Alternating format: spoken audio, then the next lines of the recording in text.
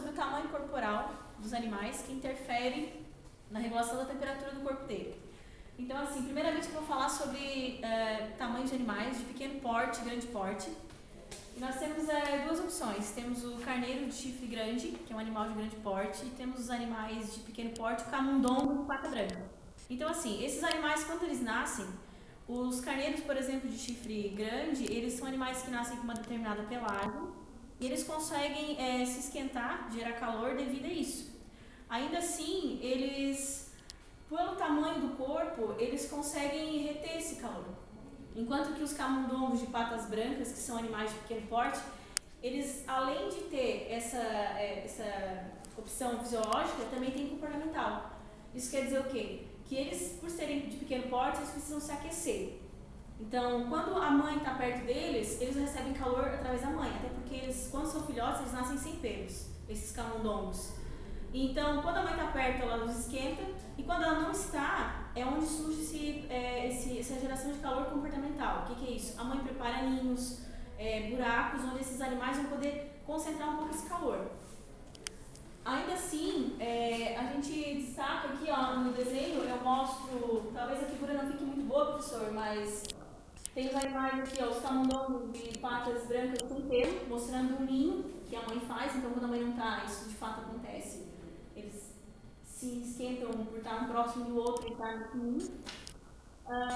Ainda assim, temos também a relação do comportamento também de animais de porte grande, como tem aqui o carneiro de chifre grande. Quando ele na vida adulta, eles também têm esse comportamento para gerar calor. Eles não têm, na verdade, né? Quando eles são adultos, então assim, eles não permanecem no mesmo local quando é verão e inverno ao mesmo tempo.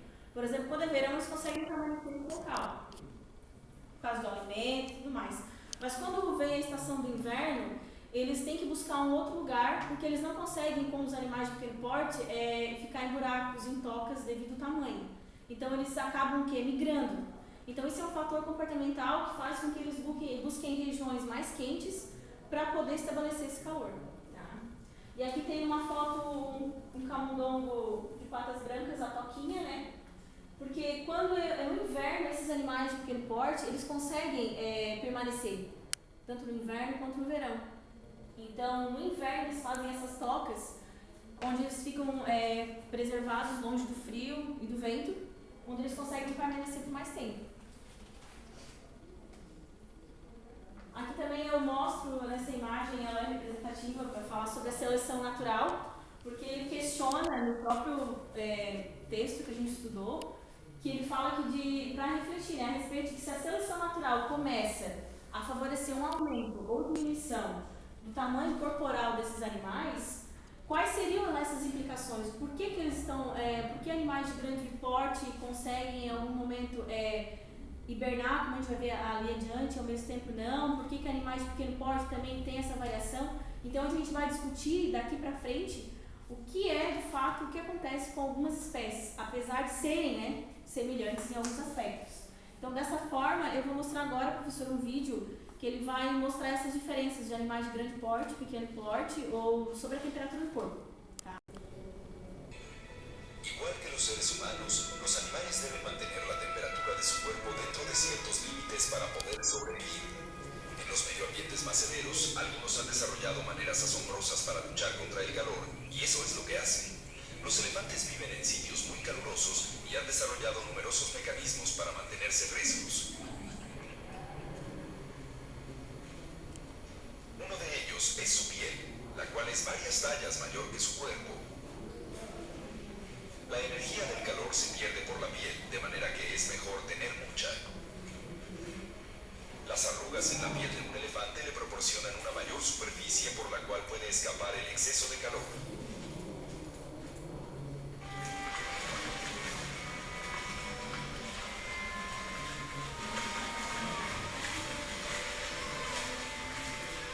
Mientras juegan, estos elefantes se refrescan en el agua lodosa.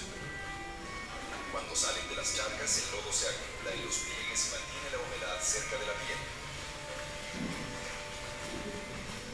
Esta humedad se evapora poco a poco y refresca al elefante, igual que a nosotros nos refresca la transpiración cuando se evapora.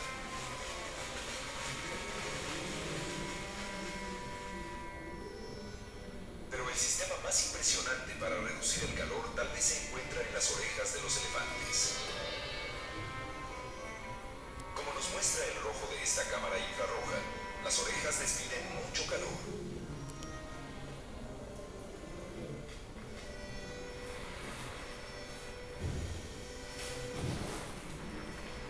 Cuando hace mucho calor, los vasos capilares en las orejas se abren y dejan que la sangre se enfríe al pasar por la piel, que no es más gruesa que el papel. Los elefantes mueven las orejas para enfriar la sangre un poco más.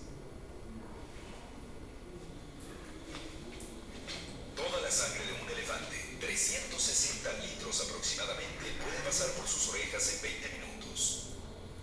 La sangre enfriada viaja por todo el sistema refrescando su cuerpo y su cerebro.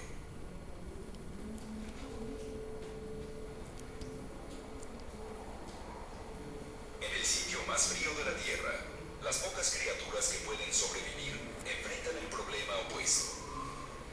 Tienen que conservar el calor. En la Antártida, la temperatura raramente pasa del punto de congelación.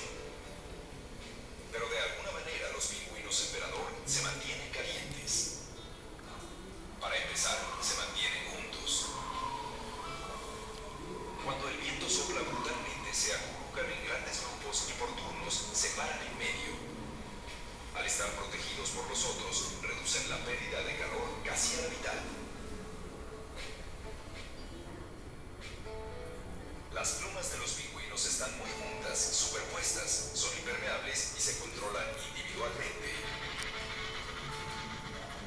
Cuando baja la temperatura, el pingüino levanta las plumas para atrapar la capa de aire aislante junto a su cuerpo.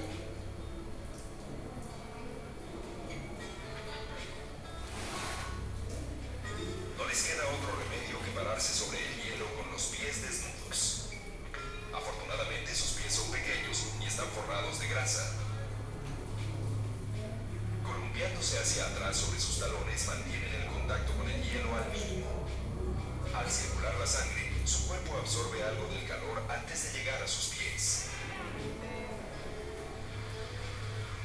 En este caso, la energía viaja de los cuerpos calientes de los pingüinos al frío medio ambiente a su alrededor.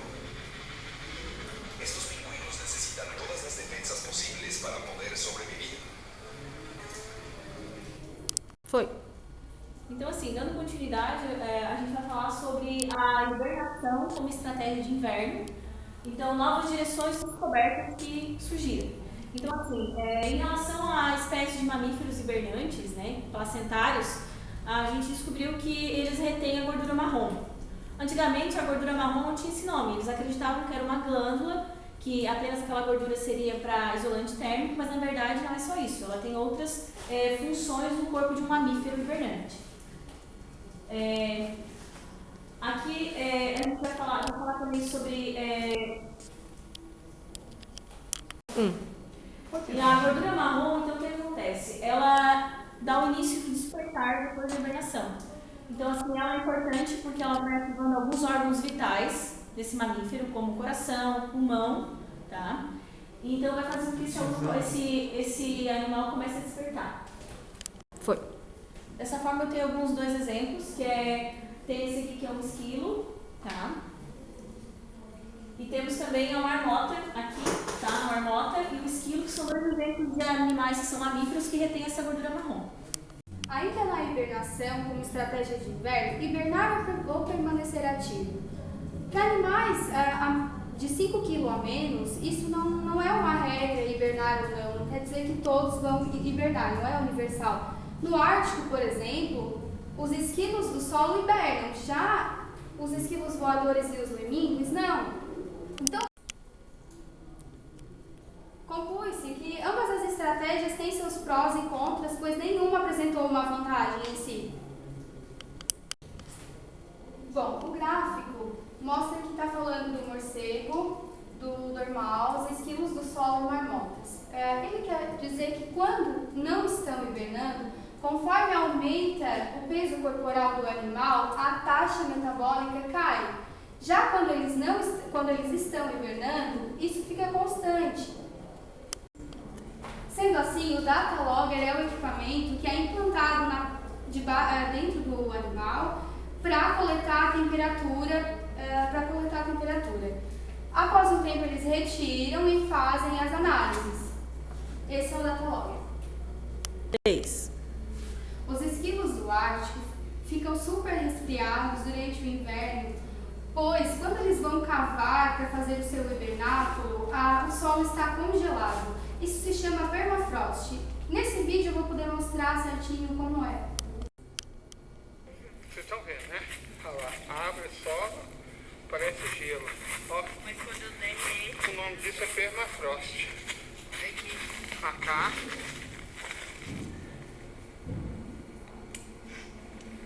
Viu?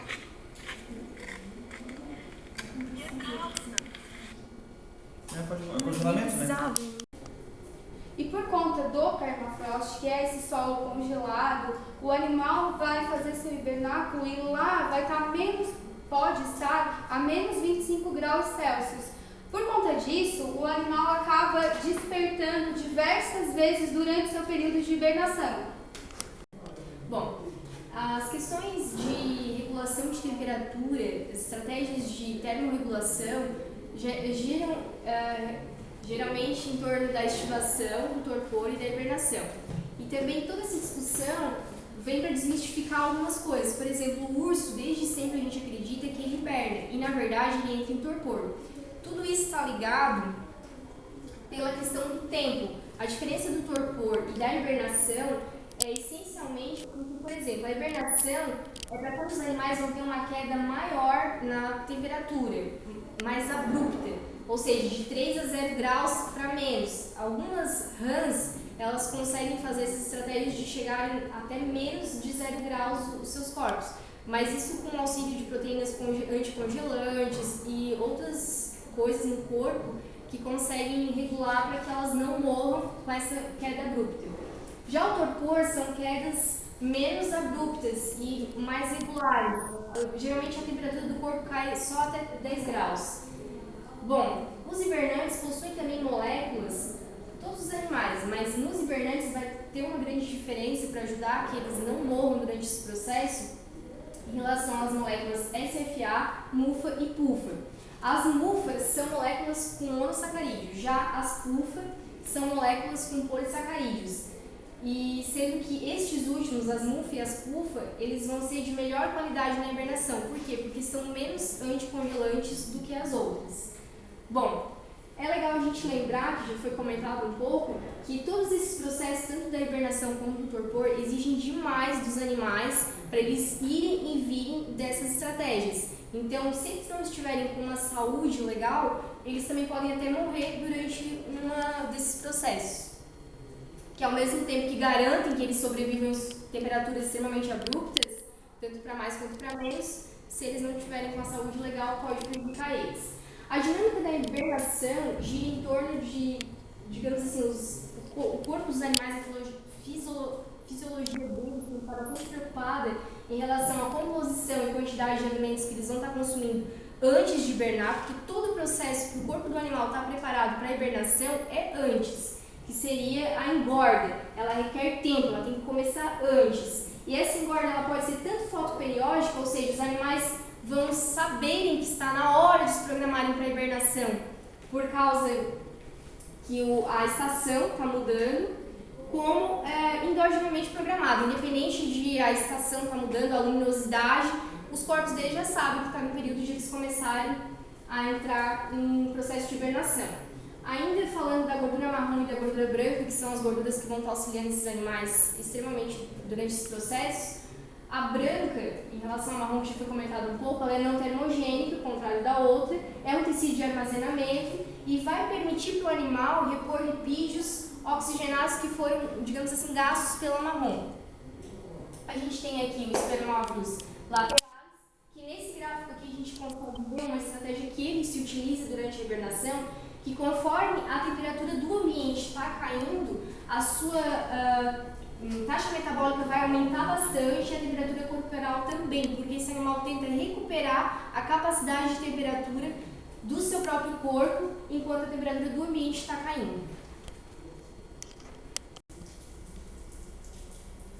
Algumas espécies de esquilos têm uma estratégia de hibernação diferente de outros animais. por exemplo, os esquilos, eles quando estão hibernando, principalmente os esquilos machos, os seus testículos diminuem de tamanho e eles param de produzir alguns testosteronas e outros compostos que vão ajudar na sua reprodução. Ao despertar, esses animais despertam umas semanas antes das fêmeas para poderem se recuperar desse adoecimento que aconteceu, a produção de progesterona e aumentar o tamanho dos seus testículos, e tamanho e peso, na verdade.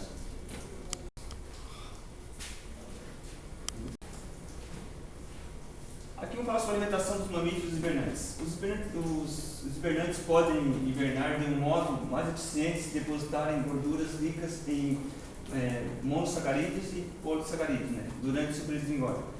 Essas gorduras que eles adquirem são as gorduras que são ricas em lipídios. Esses lipídios, eles tendem a, como são uma cadeia, o monossacarídeo tem uma cadeia dupla de carbono, dispor em uma cadeia múltipla de carbono, essas gorduras elas tendem a não congelar, porque elas ficam em forma mais líquidas, em vez das gorduras saturadas. As gorduras saturadas elas tendem a congelar. Você imaginou você pegar um bife de animal e botar dentro do freezer? Ela congela. Por isso esses animais têm essa estratégia para não congelamento de suas gorduras e poderem auxiliar no seu despertar, na sua vida quando estiver hibernando.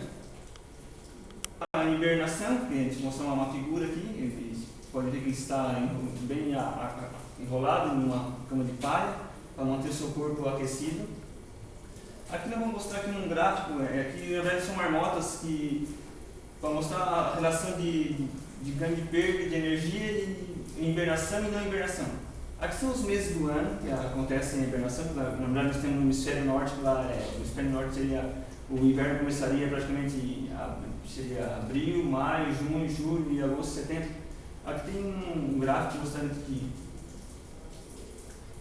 os períodos que elas vão hibernar seriam, na verdade, corrigindo, seria novembro até fevereiro, na verdade.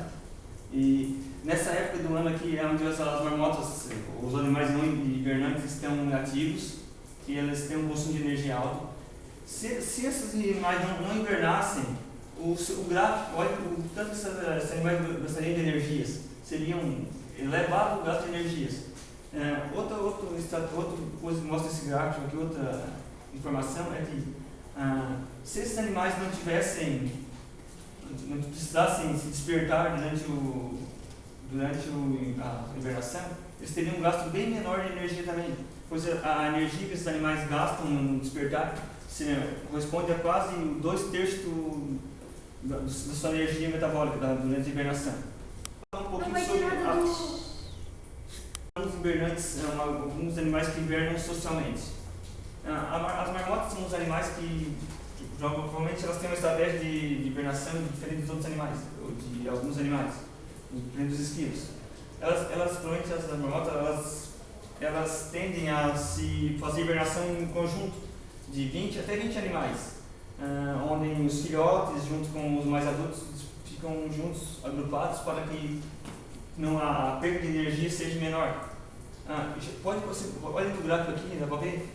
Ao despertar desses animais, eles despertam simultaneamente, juntos, porque se esses animais despertassem sozinhos durante essa hibernação, eles teriam um gasto de energia muito grande, pois teriam que aquecer seu corpo encostando em corpos congelados, que seriam seus amigos ali, a sua prole junto. Então, dessa maneira, o despertar desses animais é controlado, simultâneo. Não se sabe bem ainda por que acontece simultâneo, mas parece ser do relógio biológico desses animais. Só que eu acho que tem que fazer. Professor, essa foi a nossa apresentação. Tchau, Tchau, obrigada. obrigada. Valeu.